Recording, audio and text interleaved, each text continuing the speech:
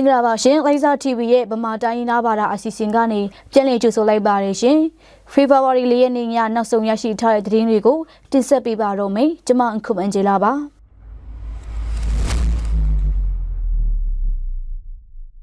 ကဲဝဆိုရအုပ်ချုပ်ရေးယုံလူဝင်ကြီးကြပ်ရေးဌာနမှဖူလီတင်ကြားနေတဲ့တင်တန်းကျောင်းအတွက်တင်တန်းတူတင်တန်းတာများကိုကျောင်းအားလက်ခံနေပြီဖြစ်ကြောင်းသိရပါတယ်။လူဝင်ကြီးကြပ်ရေးဆိုင်ရာတင်တန်းအမှတ်စဉ်16ကိုဖူလီဒေါ်မီဖြစ်ပြီးအဆိုပါတင်တန်းကျောင်းကိုအသက်18နှစ်အထက်လူငယ်လူရွယ်များနဲ့ပညာအရေးချင်းကိုတော့အနေဆုံးအထက်တန်းအောင်တူများကိုဦးစားပေးလက်ခံတွားမီဖြစ်ကြောင်းသိရပါတယ်။ Immigration တွေစိတ်ပါဝင်စားသူလူငယ်လူရွယ်မိတူမဆိုလာရောက်တင်ကြားနိုင်ကြောင်းနဲ့တင်တန်းတူတင်တန်းတာများကိုတော့ဖေဖော်ဝါရီနေ့မှ15ရက်နေ့အထိကျောင်းအားလက်ခံတွားမီဖြစ်ကြောင်းလည်းသိရပါတယ်ရှင်။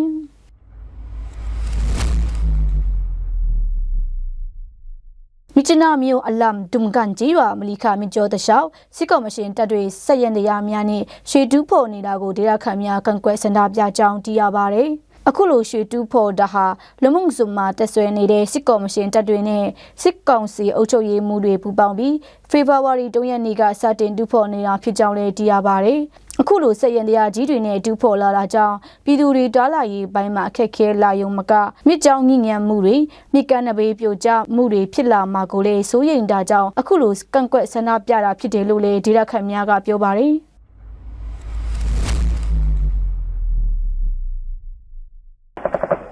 တိုက်ပွဲများပြင်းထန်နေတော့ဖကန်တွင်ဖေဖော်ဝါရီ3ရက်နေ့ကလက်နက်ကြီးကြားရောက်ပောက်ကွဲတာကြောင့်ပြည်သူများထိခိုက်ဒဏ်ရာရရှိသူနဲ့တိစုံသူများရှိကြောင်းသိရပါတယ်။ဖေဖော်ဝါရီ3ရက်နေ့မနက်ပိုင်း7:00 နာရီဝန်းကျင်လောက်ကစွကြကောင်ကျေးရွာတွင်လက်နက်ကြီးကြားရောက်ပောက်ကွဲတာကြောင့်အသက်73နှစ်အရွယ်ယောက်ျားလေးတဦးနဲ့အသက်9နှစ်အရွယ်မိန်းကလေးတဦးတိစုံသွားကြောင်းဒေသခံများ၏ပြပြချက်အရသိရပါတယ်။